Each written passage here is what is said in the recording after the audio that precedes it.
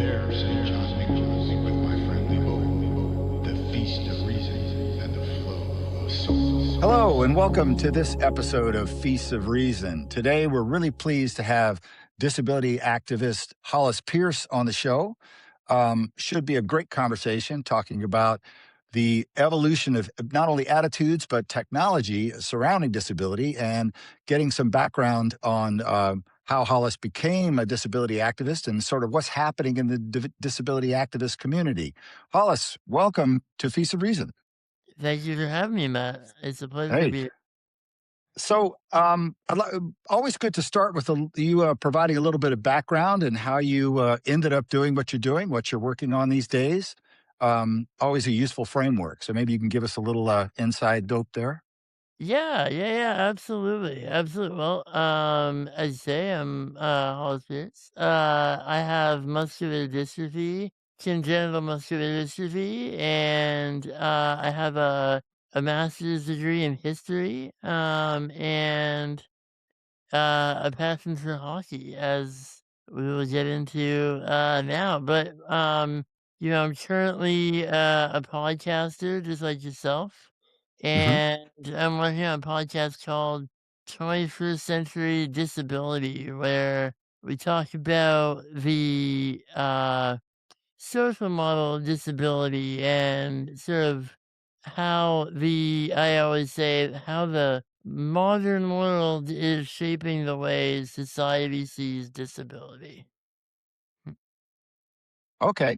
Yeah, that's before we go too much further, I'm going to do one little shameless plug. I've got a suggested guest for your podcast, which is my brother, who Oh, has ALS, but he's recently opened a business selling electric tricycles to people with disabilities and mobility stability issues.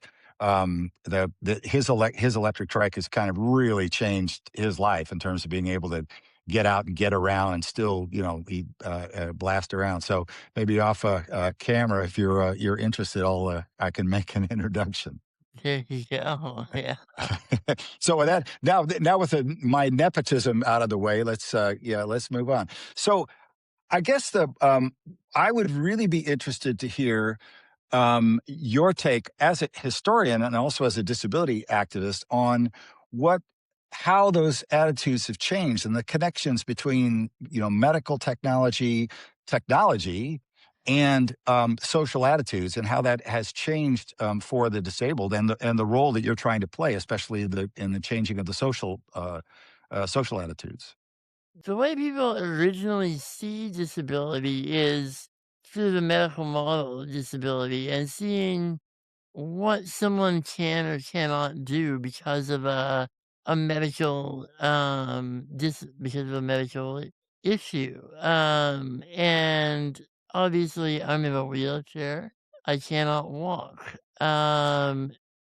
But the modern world is allowing me to get outside of that medical, model by using a medical tool, and it Hmm. allows me to defy or get around barriers that are created by society. Speaking specifically of the chair, or more broadly than that. The medical model of disability sees the issue to be within the person. You are the problem. It is your Mm, problem. You mhm, have a disability.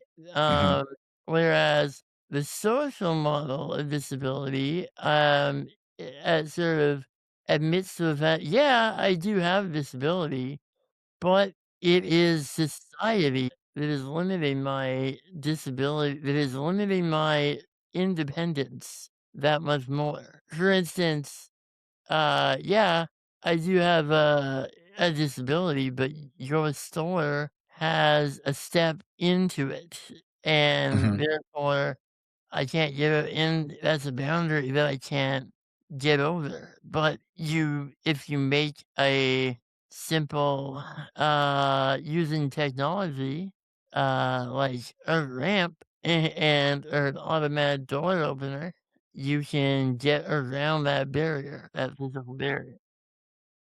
And in the US, the real a real watershed moment was the passing of the Americans for Disabilities Act, which placed requirements on businesses and public buildings and private buildings to be able to increase access for people that were disabled. Is there a similar legal arc or legal watershed moment in Canada?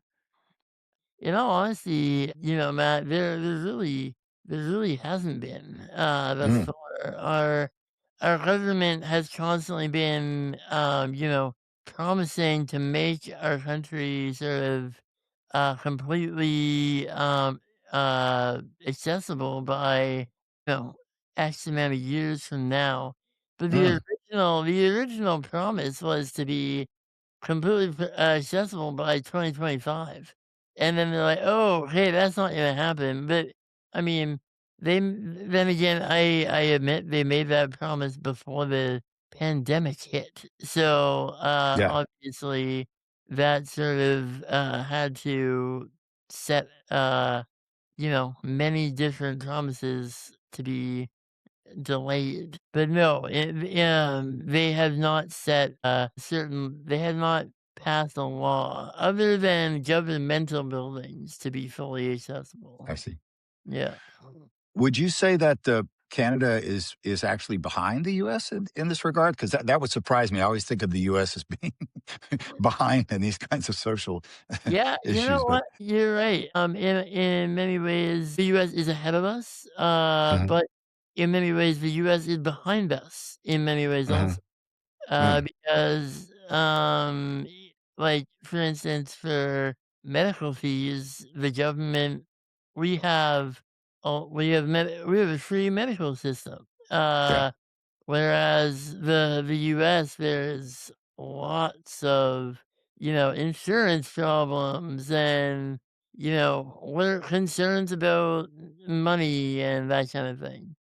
Not to say that Canada doesn't have its own faults in that way, but yeah, having a free medical system definitely gets you going off the right track.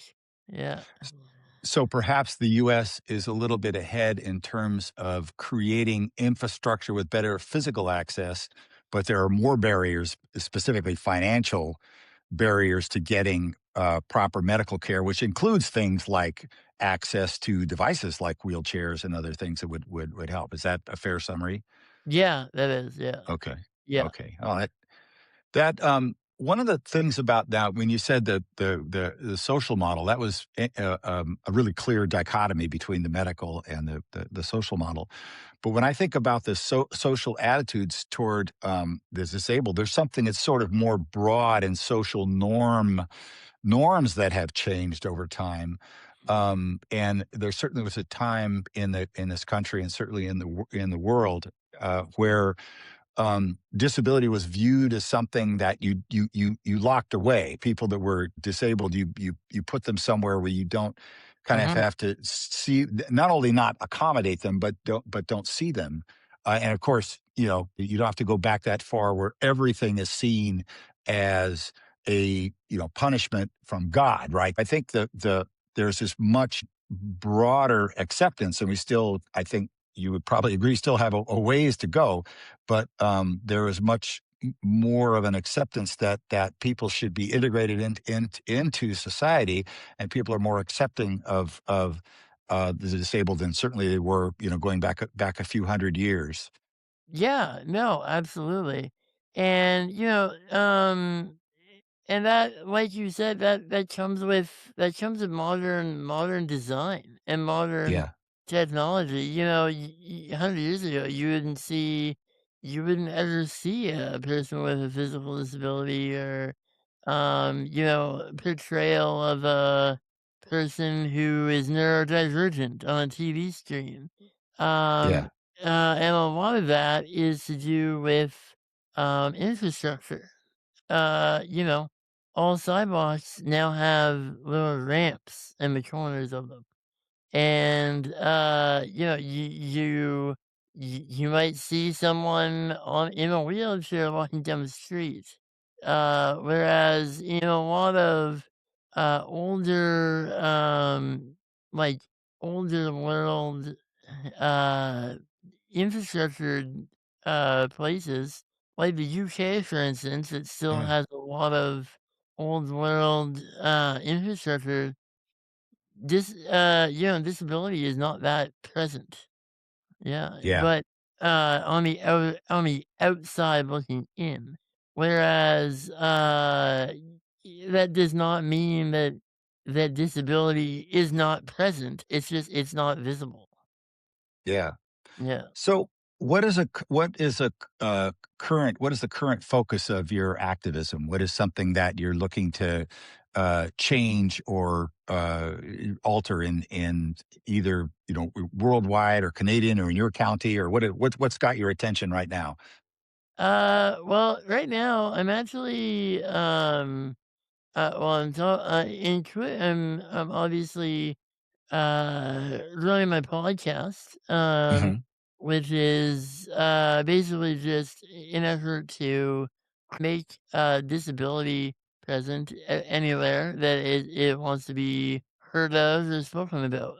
But also, one of my other positions now is as the head of a company called, or head of accessibility and partnerships for a company called Cielo Robotics. Oh, And our company builds adaptive robotic arms for people in power chairs so that they can create a bit more independence for themselves by using our robotic arms to accomplish basic tasks, such as reaching for something on a counter, turning a light on or off, opening a door, that kind of thing.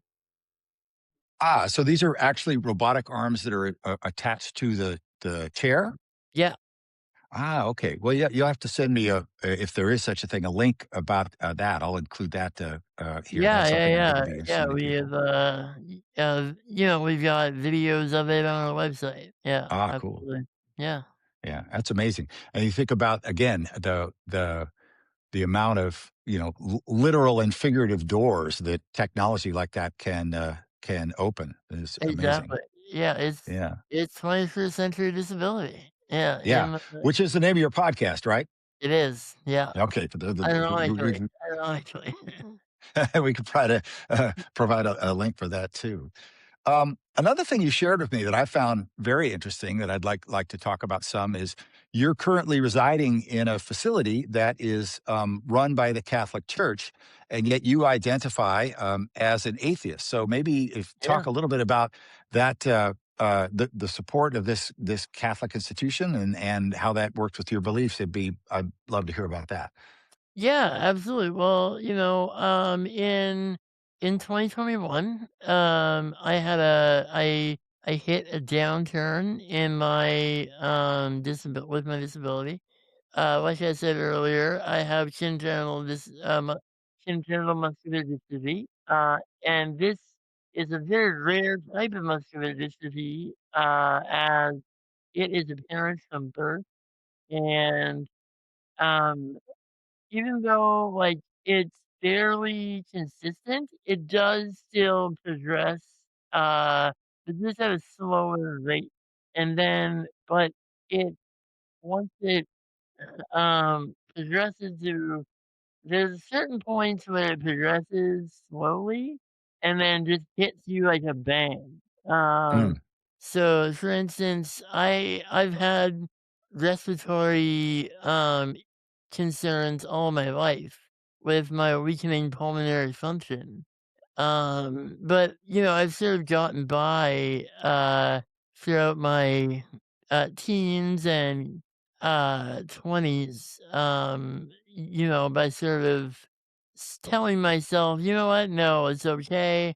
I'm gonna be fine. I don't need a vent. I don't need anything like that. I can, even though my my sleep study is telling me that I'm not getting much oxygen while I sleep, I'm just gonna power through. And in 2021, my um, pulmonary function made it to the point where I no longer had the ability to exhale all of the CO2 that my body was Mm, creating. And so therefore I needed to be on a vent fully 24 hours a day, which requires more, you know, high level of care. And so I moved into a long-term complex care unit in a rehab hospital here in Ottawa. And that rehab hospital is a Catholic entity. I live literally around the corner from a church inside the hospital. I am fairly close with my unit's chaplain, even though mhm. I'm an atheist. But she and I have, you know, fairly similar outlooks on life, and don't think that my disability defines me. She is a supporter of me sort of pushing the boundaries of the hospital because the majority of patients here are on the sort of near death decline of life, whereas Mm, I'm a guy who's in my 30s and still not ready to give up on life, and mhm. I'm so the doctor sort of said to me, "Okay, well, normally we don't let people leave the unit without somebody that is trained on how to use your vent. But if you are wanting to have more independence, we can work on that. Yeah. Have you had, more, spiritual or, philosophical conversations with this, chaplain? Or Yeah. is that's not something you avoid talking about? No, no, not at all, not at all. She has helped me in many ways to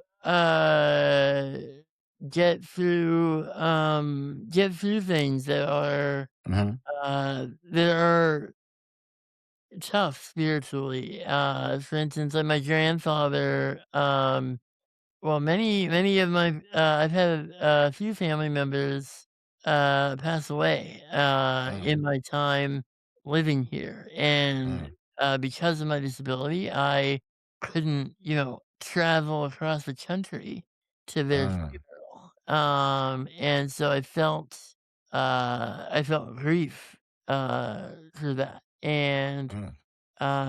so she was able to sort of help me find a way to get through that grief in my own way. Yeah. Right, so she didn't take a more dogmatic approach of, requiring you to believe in things that you didn't believe in or preaching to things that she knows you didn't believe in until she was able to comfort you with it without that.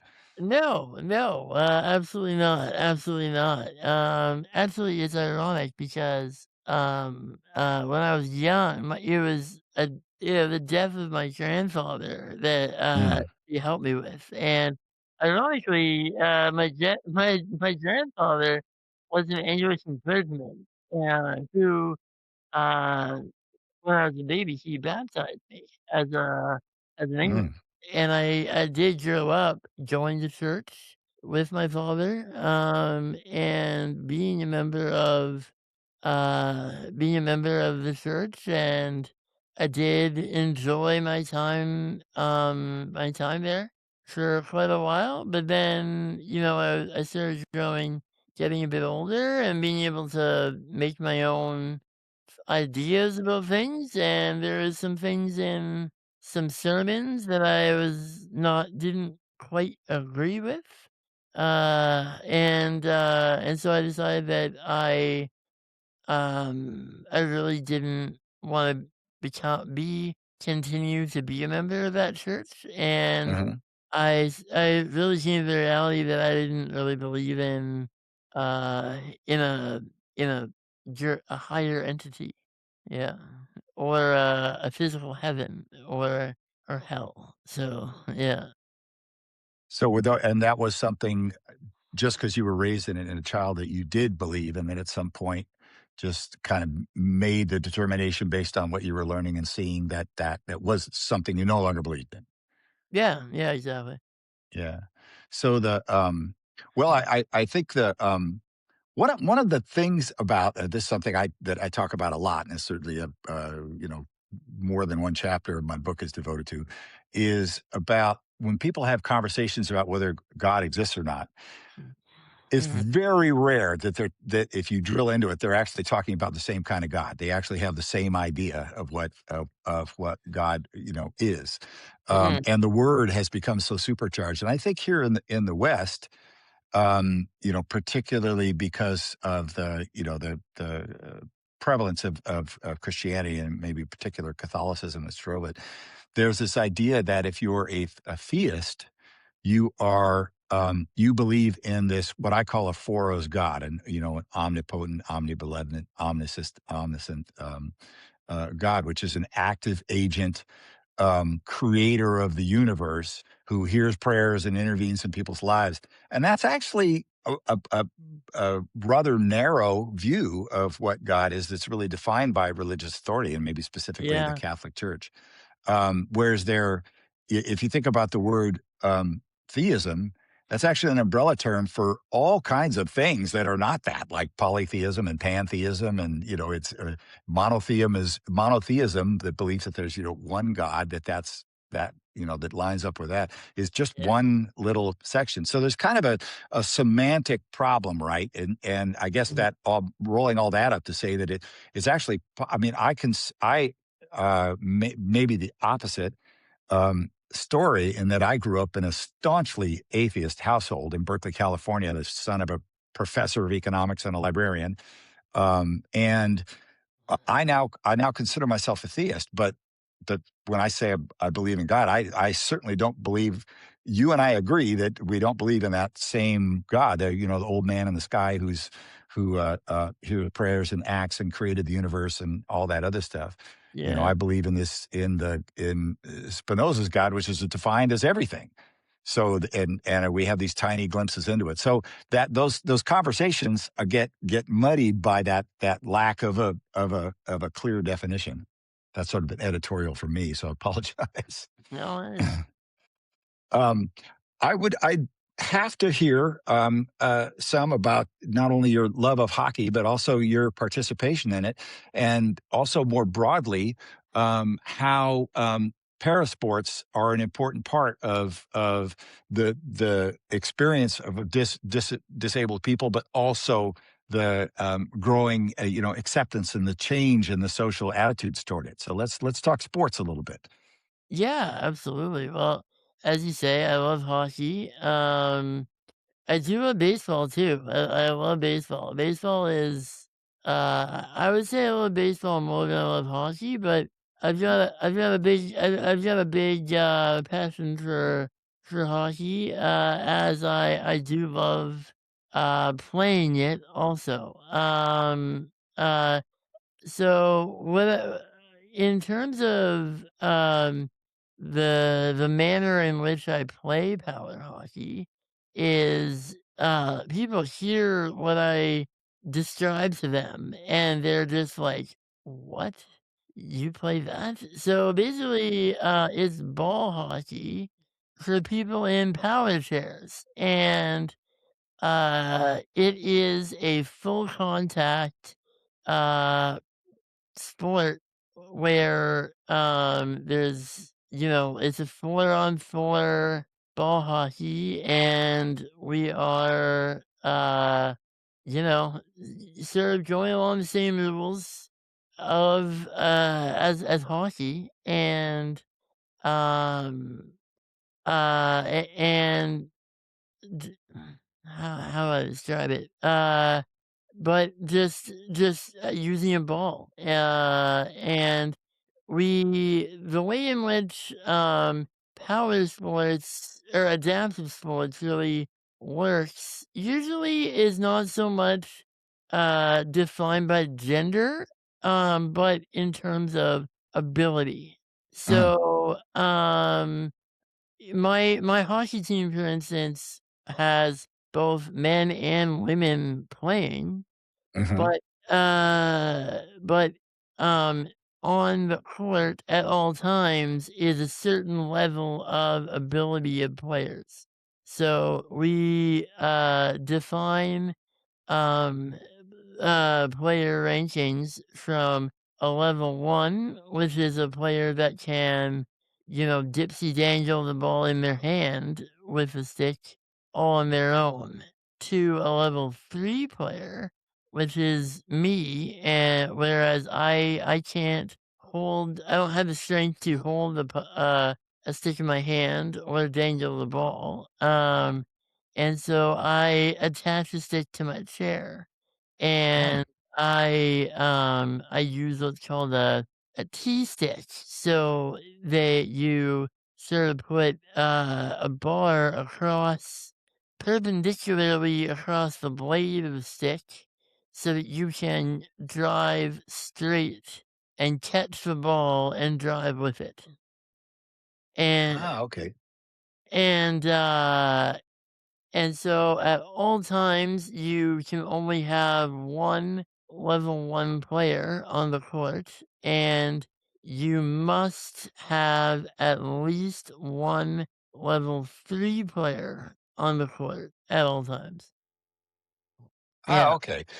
So there's some rules that are shaped around ability, but are there also kind of protocols or norms where one might a level one player is going to treat a level three player in a little different way than they would another level one player? I mean, not entirely. Not really. And everybody starts fights. Yeah, everybody does. Like, I am a level 3 player, but at the same time, that does not mean I don't have the same hockey senses, than a level 1 player, or a better hockey sense than a level 1 player.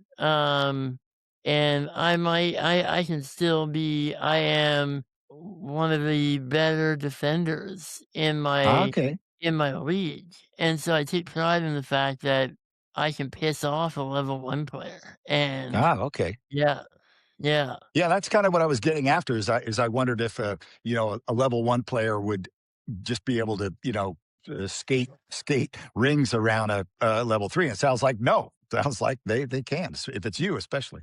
Yeah, no, I mean, in certain levels, in certain in our rec league, yeah, they might be able to, but, then they might come across in that same rec league other level 3 players such as myself, who, don't have the same physical abilities, but might have a better, mental ability.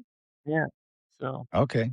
yeah. Well, now I wonder if in the back or front of your mind you're thinking about how you might adopt these robot arms you're working on to hold a hockey stick. Yeah, well, I think that would be, fun, A, but, B, dangerous as hell. Oh, Yeah, and also way too complicated.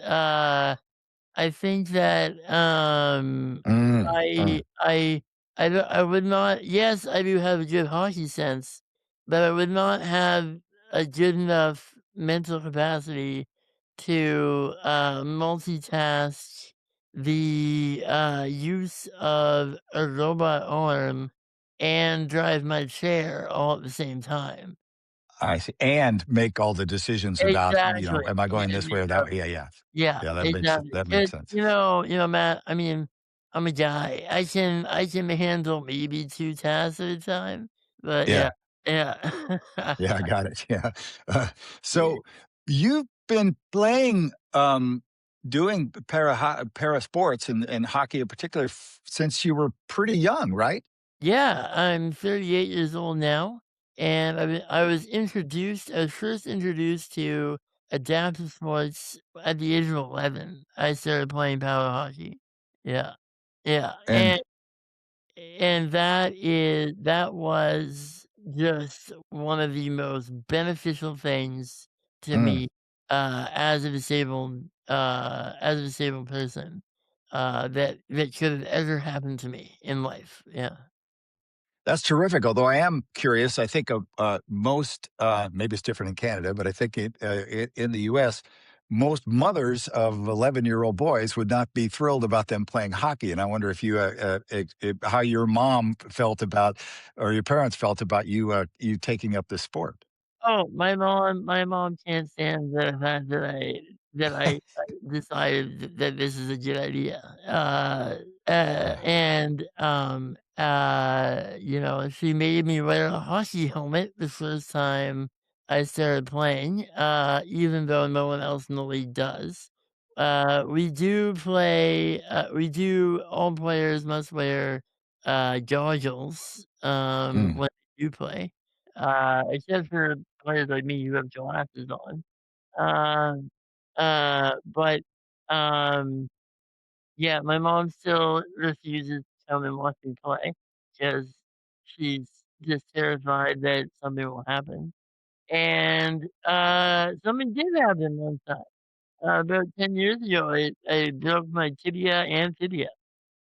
Tibia My and fibia. Yeah, yeah, my Wow. shoe, I was trying to corner, a guy against the wall, but at the last second, he got away, and my shoe got caught on his wheelchair, and Mm. my foot turned 90 degrees to my body, and I didn't turn, and so it was Ow. yeah. Yeah, it was it took a while to actually start hurting, just 'cause of adrenaline, but yeah, and so my mom wasn't at the game, but I called her at the game, and Yeah. I called her from the game, and I'm like, "Yeah, I'm going to the hospital to broke my leg." And honestly, she was not surprised at all that this was gonna happen, and she wasn't mad at me for breaking my leg. What she Yeah. was mad at me about was that I didn't have my health card with me, and she's like, "You don't have your health card with you?" And she's like, "This is why you always have your health card with you." Now, healthcare is what is that? Is that card or a person or what? Yeah, sorry, a health card, yeah, a Oh, health card. card, yeah. Yeah, yeah. So that's, yeah, so you could have been an American sneaking across the border trying to get free healthcare if you don't have your card, right? Yeah, exactly. Yeah. Wow. So that's, yeah, I mean, gosh, when you, break that you said your tibia and your fibia, so those are the 2 bones in the lower leg? Yeah, Yeah, that's right. The femur is the upper one, but still, yeah, that's you're in a cast over the knee, and, yeah, yeah, there's a bit of a rehab there. yeah. That, It was about 5 weeks, in a cast, okay. but then after that, my foot, after that, the doctor was like, "Okay, well, at this point, I would put you in a walking boot, but there's not much point to that." So, Right. Yeah, yeah, well, since you don't, yeah, that you keep the weight off it, your normal state is you're keeping the weight off it. I said exactly. it's odd to think of that as an advantage, but I suppose it is, at least in terms of that, Absolutely, of yeah, how you can rehab it. Wow, that's yeah. amazing.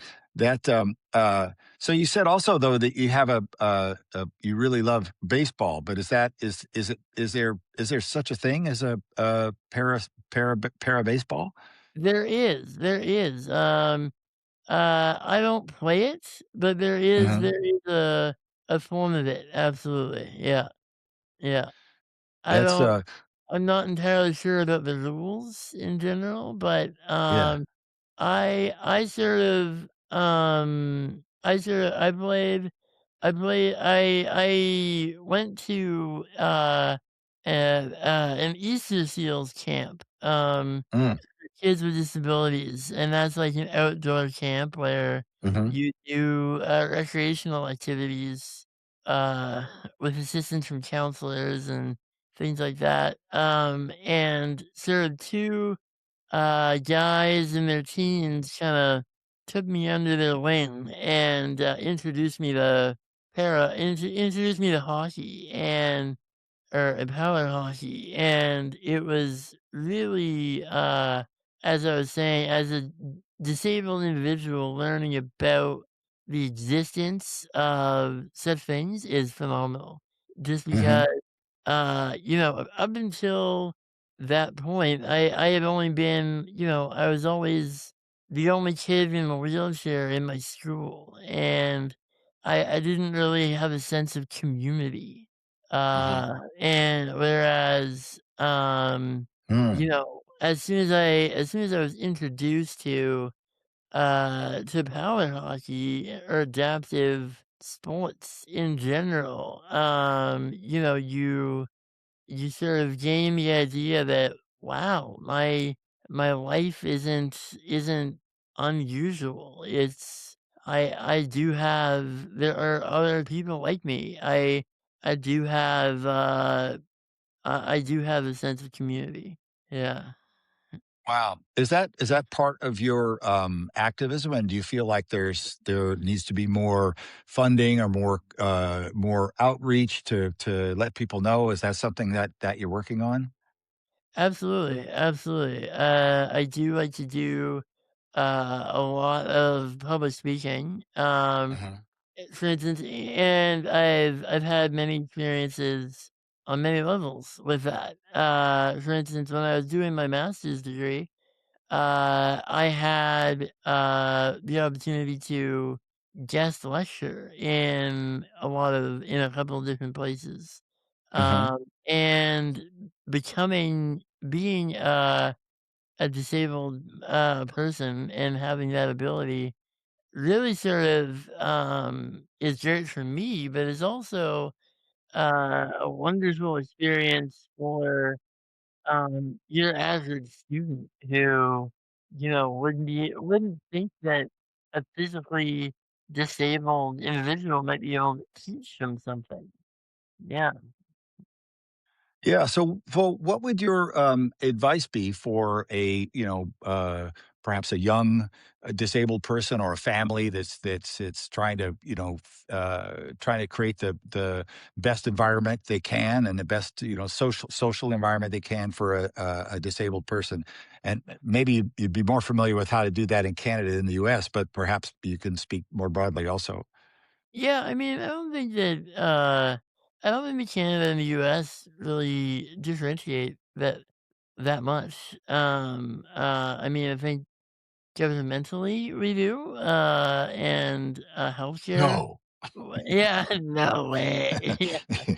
Yeah, healthcare-wise, we do, but, I mean, that doesn't really matter in terms of, attitudes, and, I think my advice to someone, with a kid with a disability would be, get that person involved Mm, in a community of people like them, so that they can see that they're not alone, that they have somebody that they can lean on and reach out to for advice or a way to, hang out. For instance, like I grew up with a support group of 12 boys that all had similar disabilities, and we would get together a few times a year, and we would, talk about anything from sports to sex to school to, what was on TV that night. And it was a lot of a lot of fun just getting to know each other. And from that group spurred a lot of close friendships. Yeah. Oh, lovely. Where in Canada did you grow up? I think you're all over Canada. Okay. My family moved around quite a bit, but I was born in Edmonton, which is Mhm. why I'm a diehard Oilers fan because Okay. I was born in Edmonton in the '80s, so we were winning cups back then. But then we moved when I was 6 to Ottawa, and then I moved from Ottawa back to Calgary, which is in the west side of Canada also again. But then we moved back to Ottawa in the late '90s, and I've been here ever since. So, Okay. yeah. Well, part of the reason I ask is you're talking about building that community and finding people, and it sounds like were Yeah. you able to was there a big difference, say, between Ottawa and Edmonton? You know, Ottawa being is a bigger city than Edmonton, isn't it? I haven't been to Ottawa, and I've been to Edmonton, which is kind of odd. I think most people, if they were gonna It have gone to one of the two, they would have more likely gone to Ottawa. That is very true, that is very true. Yeah, Edmonton and Ottawa, you know what? They're actually kinda similar in size. Okay. But, Ottawa is a bit bigger because it has almost like a twin city like Minnesota, because we've got Gatineau in Quebec, uh, Mhm. that is literally across the river. Like, I can out my window right now, I'm looking into Gatineau.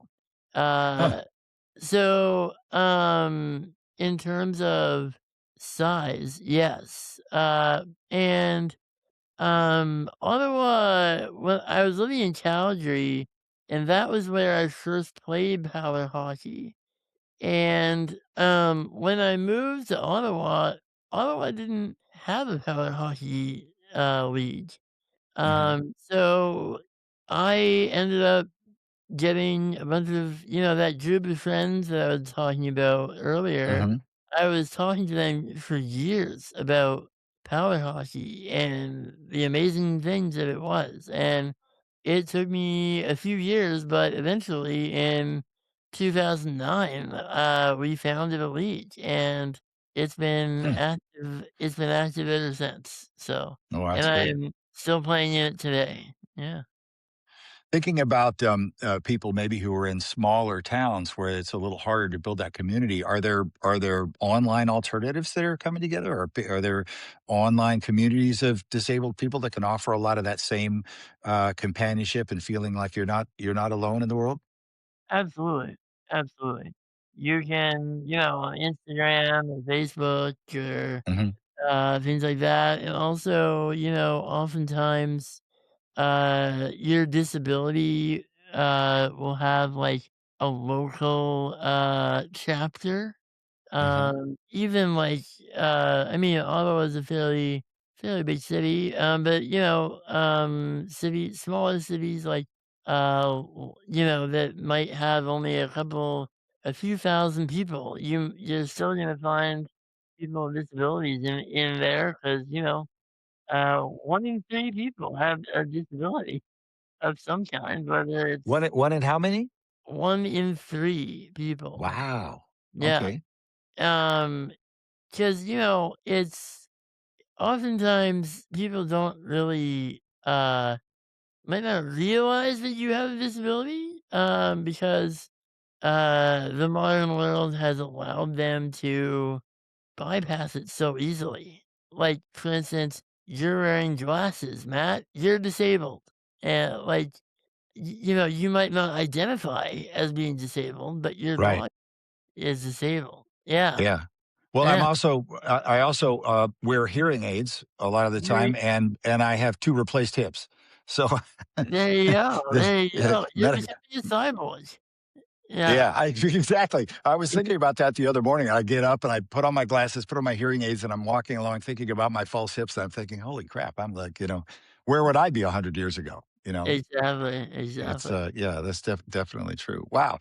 Well, listen, before I let you go, tell us a bit about where we can find out more about you online. We mentioned your 21st Century Disability podcast, but where are some other places if people want to learn more about what you're up to and maybe how they can get involved? Where should they go?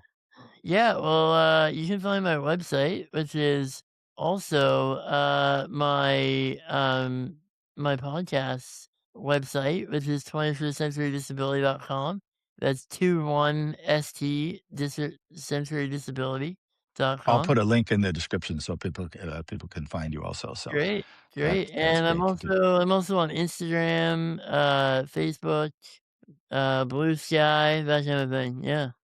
All kind of under the 21st Century Disability. You search that and you'll find Yeah, where you you can are in these search different that, places. you can search 21 Century Disability, or on Instagram and Facebook, I also have personal accounts. It's just Hollis Peirce, yeah. Okay. It looks like there are links on your website to all of the social things too. So if some It people go to the is. website, they can find all the above. Oh, Absolutely. that's fantastic. Hollis, listen, I've really enjoyed this conversation. I think this is going to make for a nifty episode, and I applaud all the work you're doing in the disability advocacy space, and wish you all the best. And hope you score a few goals, pull the hat trick in your next hockey game. Alright, well, we are in the championship game this weekend, so. Oh man! All right. Well, you have to send me a message. Let me know how you did. Alright, sounds good. Sounds good. Okay, Hollis. Thanks so much Again, again. enjoyed the chat. Thanks Thank you. for joining us.